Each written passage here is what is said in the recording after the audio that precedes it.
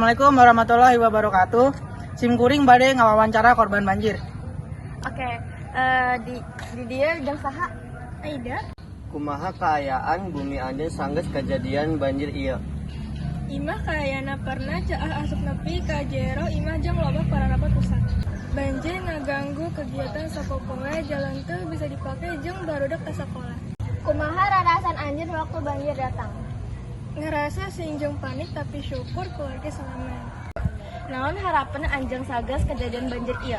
Miharap aya solusi sangkan banjir bisa kejadian dia seperti beberes selokan jeung perbaikan saluran cai. Naon penyebab utama banjir di wewengkon ieu?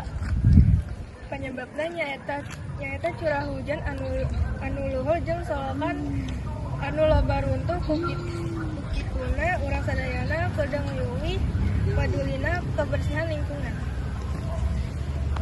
Naon imbauan pikeun masyarakat? Masyarakat diharapkan pemican runtuh sagawaya serta babarengan menjaga lingkungan sangkan kejadian banjir itu terulang deui. Oke, eta sadayana pikeun wawancara kami. Hatur nuhun. Assalamualaikum warahmatullahi wabarakatuh.